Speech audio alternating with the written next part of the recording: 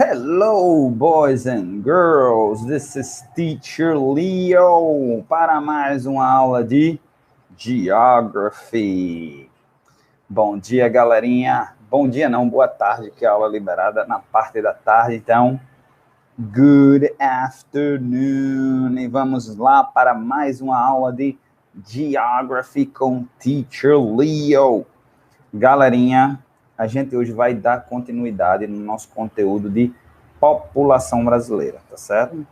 A gente vai trazer coisas importantes, coisas interessantes para a gente falar, mas é sempre importante você ter o seu BFF, o seu Best Friend Forever, seu melhor amigo do mundo, que é o seu caderno de Geography, lápis e ou caneta para essa aula, porque aí você vai fazendo aquelas anotações bem legais e bem importantes para a nossa prova de Geography. Bom, falando em prova de Geography, né, tá chegando aí essa aula, dia 7/5, então dia 15, ou seja, daqui a um pouquinho mais do que uma semana, a gente vai estar liberando as provas da gente, dentre elas, na prova de Geografia, vai ter 3 questões dessa disciplina de Geography, tá?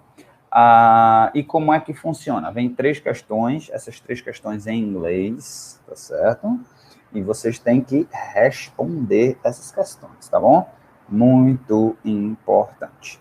Então, essa primeira prova, eu dei uma aliviada, botei questões de A, B ou C, para ficar legal para vocês. Mas, à medida que o tempo for passando, vocês forem se acostumando mais com a disciplina de Geography, a gente vai going up a notch, né? A gente vai apertando um pouquinho mais, né, o conteúdo, tá certo? Então, boys and girls, dia 15, apareçam na nosso drive-thru. Agora virou moda, né? Drive-thru, é drive-thru de tudo. Delivery daqui a pouco vai ter iFood, né? Imagina, iFood de tarefa de casa de prova, né? De delivery, de tarefa de casa de prova. Aí, bom, nós somos o iFood da educação, porque a gente leva a educação até você online, pelas ondas do YouTube, ok? Então, hoje a gente vai continuar falando de população brasileira, só para que vocês se situem. A gente vai ver os conteúdos da página 169 até a página 173 do livro de Geografia, porque a gente não tem livro de Geography. Okay? Então, vamos falar um pouquinho sobre os dados, o censo, o último censo da população brasileira, que vergonhosamente, boys and girls, a gente era para ter feito de 10 em 10 anos, o censo brasileiro era feito a cada 10 anos. Então, era para a gente ter feito em 2020 um censo, e esse censo não foi feito. Muita gente vai vir com o seguinte argumento: não, mas foi por causa da pandemia que a gente não fez o censo, né? No entanto, quando um país, o Brasil, qualquer outro país, vai fazer um censo, que é uma mega tarefa, né? Você tem que realmente coletar informações de muitas pessoas. O Brasil, país de dimensões continentais, é uma mega tarefa. O país se planeja um ano antes. E um ano antes, o Brasil, na verdade, deveria, e isso é no começo do ano anterior, né? Porque eu sei que muita gente vai dizer, não, mas a Covid já estava na China em outubro, novembro de 2019, já começaram a surgir as primeiras vítimas, né? Os primeiros, como é quando a pessoa, os primeiros sintomas, as primeiras contaminadas, as primeiras pessoas contaminadas. No entanto, isso é aprovado no orçamento da União, no orçamento do governo federal, logo no começo do ano. Então, o governo disponibiliza dinheiro para contratar pessoas, para treinar essas pessoas. Tem toda uma questão de logística, tem veículos, tem empresas prestadoras de serviço. Então, existe toda uma organização para se prover esse serviço. Então, o governo brasileiro não fez em 2019. Então, independente de pandemia ou não teria feito em 2020, tá certo? E a verdade é que um país que não tem os números. Me diga uma coisa, como é que você pode melhorar algo? Como é que você pode se planejar para melhorar algo se você não sabe nem onde é que você está? Tá certo? Como é que eu consigo determinar, pelo menos nos dias de hoje, tá certo? Se um aluno, ele é um aluno bom ou ele é um aluno ruim? É através de números, é através de estatísticas. E as provas, elas nada mais, nada menos são do que isso. A gente avalia, por isso que o nome vem avaliação, que a gente está avaliando se você absorveu o conhecimento. Obviamente, existem outras formas de avaliar. Não é só a avaliação, não é só a prova que determina se é um aluno bom ou ruim. Não é porque você tirou um 4 ou um 5 que você é um aluno ruim. Também não é porque você tirou um 9 ou um 10, um 9 ou um 10 que você é um aluno exemplar, né? Obviamente, existem ali a margem de erro. Mas, e a gente analisa outras coisas, mas se você consistentemente tira uma nota boa, tira 8, tira 9, aí tira um 10 aqui, aí cai para um 6 ali. Mas se você naquela média, vamos dizer, você fica com a média, eu acho que vocês, a média, vocês devem estar aprendendo, são 7º ano, devem estar aprendendo média aritmética, né? Então, se na média vocês estão com a nota 8, é uma demonstração que vocês são alunos bons. Pode tirar um 9, pode tirar um 10, pode tirar um 5, pode tirar um 6, mas na média ficou com 8, bom aluno. Então, um país é a mesma coisa. A gente não tem como saber para onde a gente vai se a gente não sabe onde a gente está. Então, o censo é algo muito importante. Eu queria, no começo dessa aula, falar sobre isso. Porque como é que a gente pode falar em população brasileira? Como a gente pode falar de dados? Como a gente pode falar de estatísticas se não está sendo feita a estatística? E aí, eu, assim, muito feliz, né? Eu espero que o Tito Júlio também tenha comentado isso na sala de aula, que é na semana em que eu gravo essa aula, né? Essa aula vai ser, eu gravo uma semana antes, ele falou uma semana antes sobre isso daí, eu estou gravando já para a próxima semana. O Supremo Tribunal Federal, que é a corte máxima, a corte suprema do país, mandou o governo federal, mandou o presidente da República, porque o presidente da República é o comandante máximo do executivo, né, do poder executivo, quem executa, os presidentes do Supremo mandaram fazer o censo ano que vem. Porque senão, e veja só, tem que mandar esse ano, em 2021, para ser feito em 2022. É como eu falei, o governo não fez para previsão em 2019, consequentemente não fez em 2020, também não fez previsão em 2020, deixou para 2021. Em 2021 não ia fazer previsão, não colocou no orçamento para se fazer o censo. Quer dizer, gente, em 2022 não ia fazer também. Como é que pode isso daí?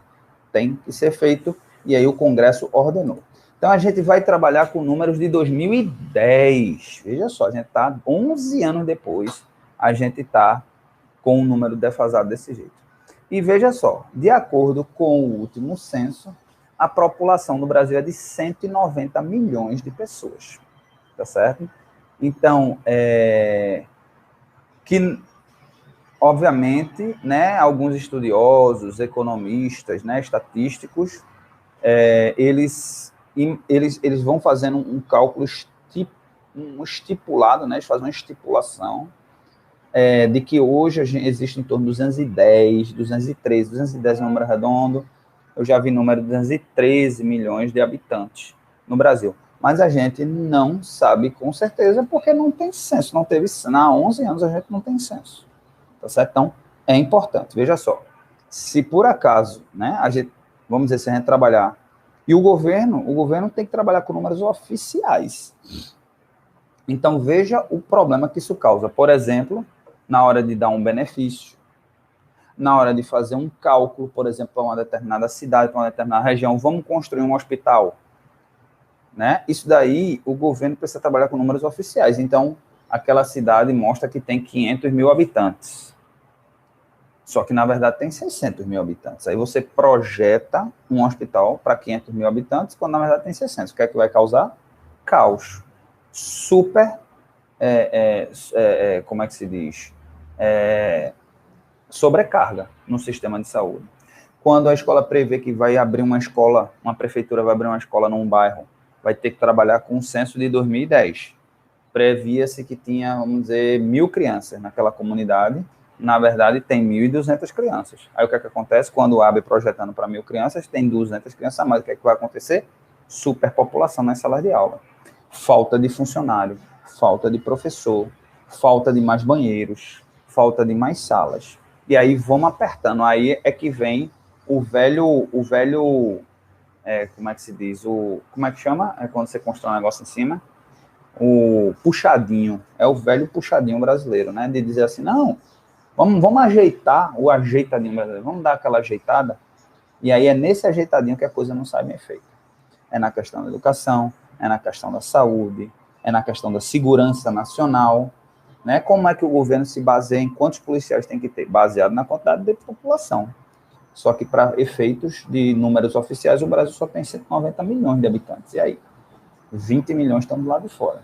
Então, só queria alertar vocês para a importância disso daí já de cara. Tá? Então, o Brasil hoje ocupa a 5ª posição dentre os mais populosos do mundo, sendo superado somente pela China, 1,3 bilhão, a gente falou sobre isso na aula passada, se não me engano, né? A China, 1,3 bi, a Índia, na verdade, a gente viu outros números, né? Eu acho que esses números aqui estão defasados, deixa eu colocar aqui World, por isso que eu gosto, World Population, por isso que eu gosto de procurar as coisas em inglês, que é 7,674 bi, né? World Population. Vamos lá para a Wikipedia. Wikipedia não é também um website oficial, mas o Wikipedia, ele, né, dá uma ideia. Então, em 2015, aqui o número de 2015, o website que eu estava vendo deve estar trabalhando com números de 2015. Agora, incrivelmente, aqui diz que a Índia e a China praticamente têm a mesma população. A China tem 1,3 e a Índia tem 1,3. Os Estados Unidos tem 322, os Estados Unidos deve ter 330 mais ou menos agora. O Brasil, na verdade, aparece aqui nessa lista, aparece em 6º lugar, atrás do Paquistão. O Brasil aparece com 206 milhões, o Paquistão com 208 e a Indonésia com 258. Eu vi outros números diferentes, tá certo? E a Nigéria vem depois do Brasil, com 182 milhões. Bom, assim, de qualquer forma, né, se eu não me engano, o Brasil está em 5º lugar, tá certo? Atrás disso daí é um fato, isso daí realmente são números que, né? China em primeiro lugar, 1,3, 1,4 bilhão. A Índia, aí tem um website que diz que é 1,1, tem um website que vai até 1,3. Estados Unidos, aqui no website diz 314, mas na verdade é 330, nesse momento tem 330. A Indonésia, 229, eu cheguei a ver com 260 milhões. Mas a verdade é que o Brasil é o 5º lugar, né? O 5º país mais populoso. Então, veja só, o Brasil, se não me engano, é o 5º ou o 6º maior país do mundo, tem a 5ª ou a 6ª maior população, mas é o 12º maior PIB do mundo. Então, veja como estamos empobrecendo. E o Brasil já chegou a ser 7ª potência. O Brasil, para efeitos de padrões, deveria pelo menos ser o 5º lugar, em relação à sua população, em relação ao seu tamanho, e eu não estou nem falando da parte de riqueza. O Brasil, em termos de riqueza, ó, apesar de que esses países também são países muito ricos, com muitos recursos naturais, né? China, Índia, Estados Unidos, Indonésia também é um país com muitos recursos naturais, né? Então, mas o Brasil está defasado em relação a essa questão do crescimento. Então, vamos lá, vamos falar um pouquinho mais da população brasileira. Está bem regularmente distribuída, né? A gente tem regiões que têm menores, que tem muito mais gente, e a gente tem regiões muito maiores, por exemplo, como a região norte, que tem bem pouca gente. E o Nordeste ali é uma região razoável e tem a quantidade razoável de gente. Mas vamos lá. A região Sudeste é a maior de todas, tá certo? Com aproximadamente 80 milhões de habitantes. O Nordeste vem em segundo lugar, com 53 milhões de habitantes. Eu acho que o Nordeste, se não for do tamanho do Sudeste, é parecido, ou talvez até um pouco maior. A região Sul vem com 27,3 milhões de habitantes. E as regiões menos povoadas são exatamente as regiões que são as maiores do Brasil, que é a região norte, com 15 milhões, que é a maior. Se eu não me engano, quase metade do território brasileiro está na região norte, e a região centro-oeste de 14 milhões de habitantes. Então, essa distribuição é bastante irregular, ela também se reflete na questão das cidades, né? A gente tem cidades com uma quantidade imensa de pessoas, principalmente as capitais, principalmente as cidades mais desenvolvidas, né? E muitas cidades com bem pouquinha gente, tá?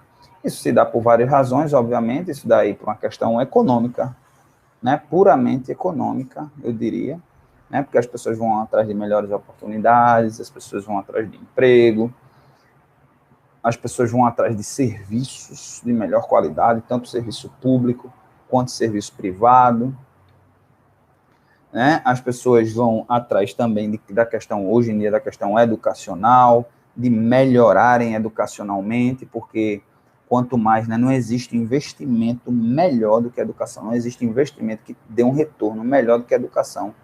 Então, as pessoas estão sempre, hoje em dia, se reinvestindo, sempre investindo em si mesmas, né, na questão da educação, e esse retorno, né? E aí as pessoas passam a ganhar mais dinheiro, e ganhando mais dinheiro, continuam investindo em si e são capazes de ter uma vida melhor. No interior, a gente realmente não vê isso acontecer porque não tem infraestrutura. Por exemplo, hoje, coincidentemente, eu fui no médico e uma médica bem novinha, e aí eu senti o sotaque dela de interior e a gente conversando, e eu perguntei, você é de onde, doutora? E ela, eu sou do interior. Eu disse, não, que é do interior eu já sabia. Por isso que eu perguntei de onde era, eu reconheci o sotaque. E ela disse, eu sou de Itabira. Aí Itabira, sabe onde é? Eu disse, ó, já ouvi falar, mas, para ser honesto, não sei nem onde é que fica. Ela ficava depois de Afogados da Engazeira. O máximo que eu já cheguei em termos de interior, gente, foi até Arco Verde. Foi o máximo que eu cheguei, que é a portinha, a entrada do sertão. Então, aí ela sou de Itabira e tal, e vim para cá, vi que ela estava com um negócio da UFPE, estava com um jalecozinho da UFPE, eu disse, e veio para estar na UFPE? Ela, sim. E quando eu terminei, não voltei, fiquei por aqui. Eu disse, sim, óbvio. Essas oportunidades estão aqui, emprego está aqui. Aí, as razões que a gente sabe, as razões puramente econômicas, e oportunidades, educação, serviços, e aí tudo, e aí as pessoas vêm para cá e acabam ficando aqui. Por isso que essas questões, esses pontos, né? Economia, serviços públicos e privados, né? Educação, infraestrutura, né? Capacidade de se locomover rápido de um lugar para o outro.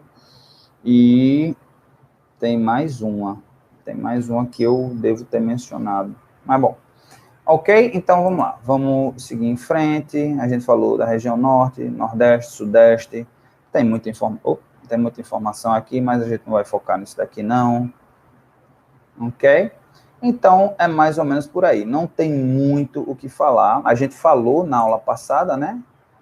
Sobre os movimentos migratórios, o porquê, por exemplo, o Sudeste, porque que tem tanta gente no Sudeste, né? Porque lá no comecinho de tudo, a gente precisa... É importante que vocês entendam, essa idade é muito importante para que vocês entendam o seguinte, que tudo tem uma razão, tudo tem um porquê. Então, hoje o Sudeste é melhor do que... Melhor não, né? Desculpa. Corta. YouTuber que é...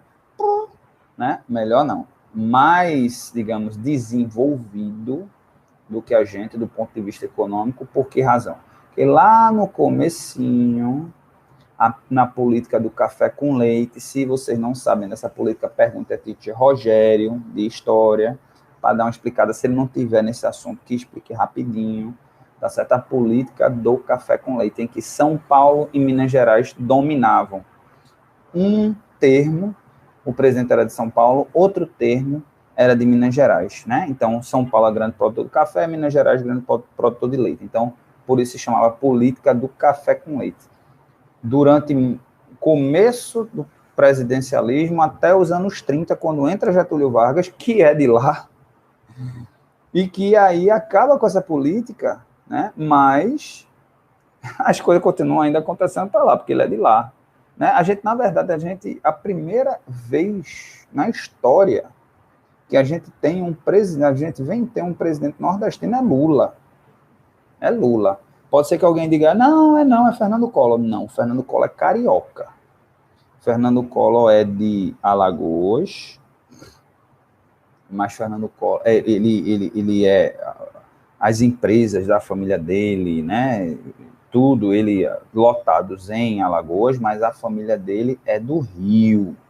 Ele é do Rio de Janeiro. E ele, em nenhum momento, ele cria políticas para beneficiar o Nordeste, para ajudar, pelo menos, o Nordeste a sair do buraco em que se encontrava. Hoje em dia, o Nordeste já desenvolveu mais. Quando Lula, independente, não estou falando de política, não estou falando nada, é um fato. Quando o presidente Lula entra, ele resolve, pelo menos, trazer um pouco das coisas para o Nordeste, porque o Nordeste tinha empresa, tinha pouquíssimas indústrias, pouquíssimo tudo, e quem se beneficia muito é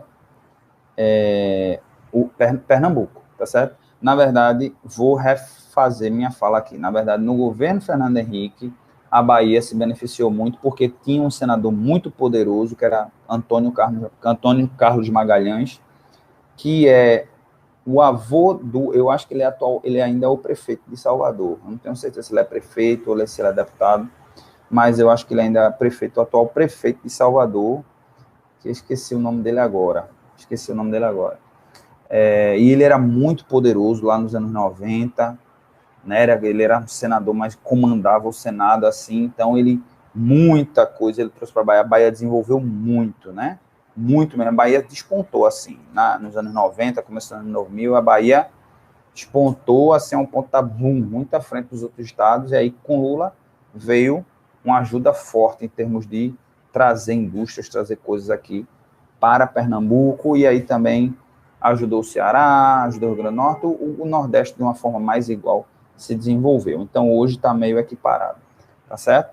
Mas assim, isso é para mostrar como o porquê das coisas. E o Rio de Janeiro não precisa se falar, né? O Rio de Janeiro foi a capital do Brasil até os anos 60, né? Salvador foi a primeira capital, mas logo em seguida 200 anos, mas foi 200 anos muito parado, os portugueses vinham mais para explorar, para levar o que tinha aqui e partir.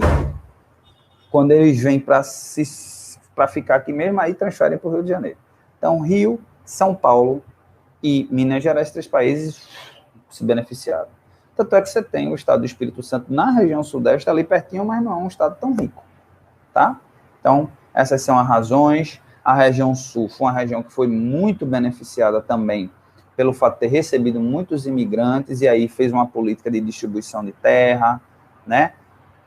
As pessoas criticam muito hoje em dia, mas naquela época foi criada uma política de reforma agrária, de dar terra às pessoas para as pessoas produzirem, de emprestar dinheiro para que as pessoas produzirem. Então, hoje você tem uma sociedade bem desenvolvida na região sul, tá?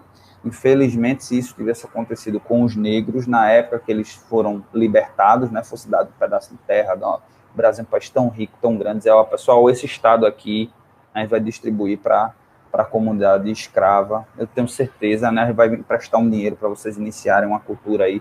Eu tenho certeza que geração após geração, hoje a gente não teria esse problema social que a gente tem hoje, em que a grande maioria das pessoas pobres são pessoas negras ou descendentes, né, ou pardas, tá certo? É um fato, né, é um fato. A gente é visual demais na nossa sociedade hoje em dia, tá certo? Boys and girls. Então, a gente vai ficando por aqui nessa questão, né, de Brasil, tá certo? Queria aproveitar, falando dessa questão de distribuição populacional, que essa tendência de ter mais pessoas em grandes capitais, em grandes cidades, em áreas urbanas, ela também acontece no aspecto global. Então, a gente vai encontrar, se eu não me engano, ou ultrapassou, ou está perto de ultrapassar a população mundial, mais de 50% da população mundial nas grandes cidades, né? É um fenômeno que não é só do Brasil, essa questão econômica, né, das oportunidades, da infraestrutura, da questão educacional, da questão de emprego, da questão logística de se movimentar, de ser mais fácil de estar nas grandes capitais. Você encontra até em países ultra desenvolvidos, como na Europa, por exemplo, às vezes, cidadezinhas que estão se acabando, as cidadezinhas realmente desaparecendo. Tem cidades, às vezes, com 30, 40, 50 pessoas. Eu conheci um espanhol, que ele era professor de uma cidadezinha, eu conversava muito com ele, que eu gostava muito, inteligentíssimo. Ele era professor de uma cidadezinha, e ele era o único professor dessa cidadezinha. Ele ensinava todas as disciplinas às crianças. Até um determinado ponto, eu acho que até, vamos dizer, até o 9º ano, coisa desse tipo, até o Fundamental 2, eu não acho que o médio em diante, os meninos já tinham que ir para outro lugar. Mas a cidade, ele disse que a cidade hoje parece que tem 30 ou 40 pessoas na cidade. Ele era o único funcionário da escola. Ele é quem dava manutenção na escola. Ele é que fazia tudo na escola.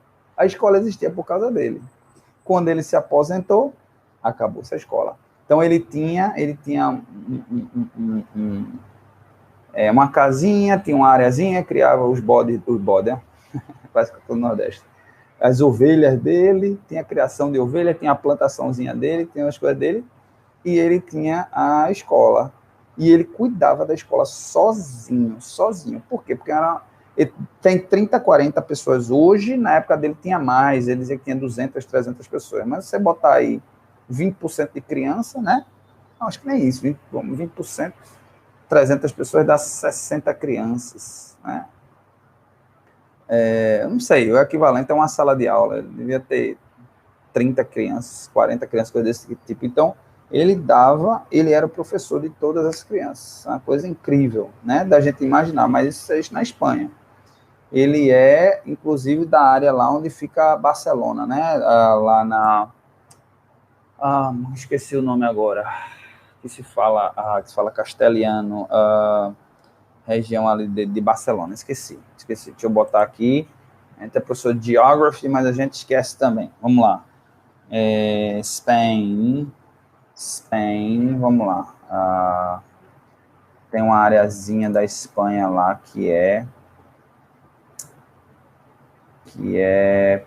esqueci o nome agora,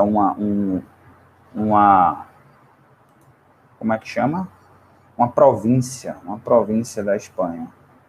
Esqueci agora o nome. Mas vocês, Valência, Aragoça, Parará.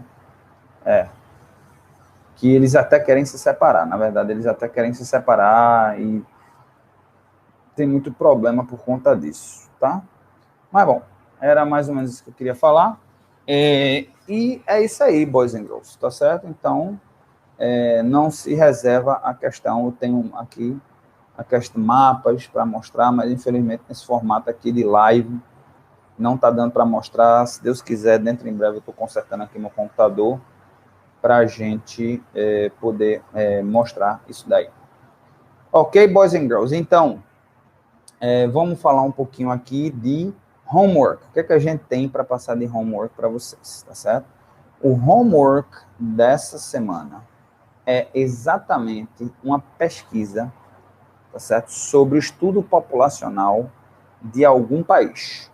Você vai escolher algum país, você vai fazer essa análise populacional de um parágrafo, mais ou menos, você vai colocar lá no Google Tradutor, passar para inglês, e depois você vai ou tirar uma foto dessa pesquisa que você fez, ou escrito no caderno, ou digitado no computador, alguma coisa desse tipo, ou se quiser digitar direto no Class App, você pode estar digitando também direto no Class App.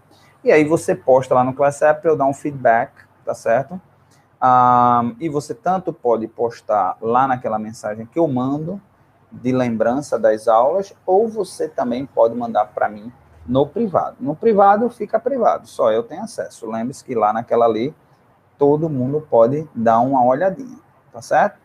Se quiser fazer, se quiser ajudar os coleguinhas, pode, porque é informação. Quanto mais informação para a gente, melhor, né? E aqui eu crio essa oportunidade exatamente de você pesquisar, de você ir em busca do seu conhecimento. Não deixar tudo nas mãos do teacher, porque nós, teachers, somos facilitadores desse conhecimento.